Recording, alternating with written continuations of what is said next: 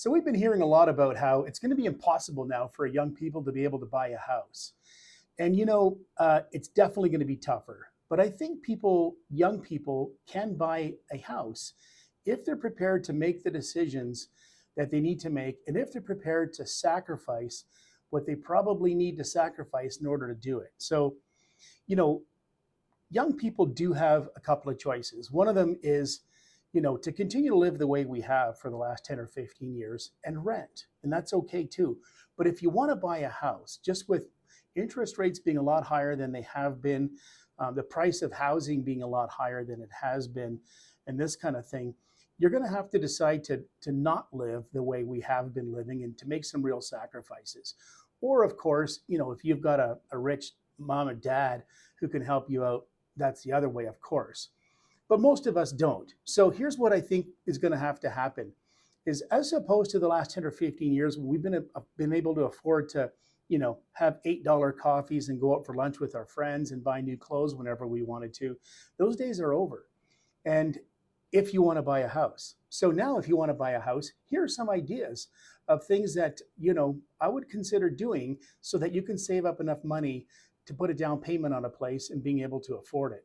One of them is no more Starbucks coffee, no more $8 coffees or $8 drinks, even at any kind of a coffee shop like that. You can go to Amazon, like a good friend of mine did when he moved here from Eastern Ukraine and now owns a condo.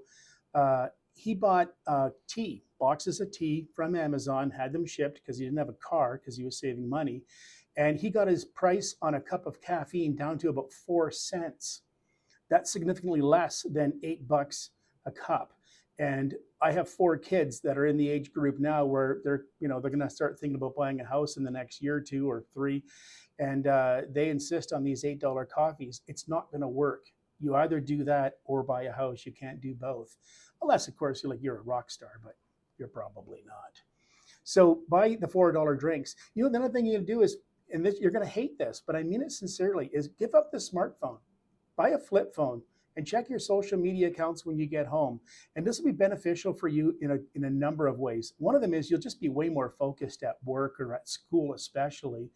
But also, you know what? You're going to save the 50 or $60 a month it's going to cost worth of data.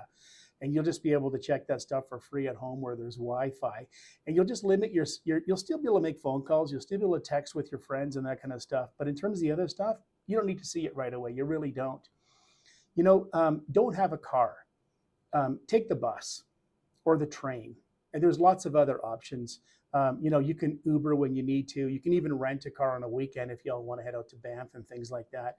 And if you have a car, use it as a revenue source. I mean, use it as a side hustle. Side hustles are a great idea now anyways, and there's tons of them available to you. But if you have a car, do skip the dishes on the weekends or after school or after your other job. And that way you can save up enough money to buy a place.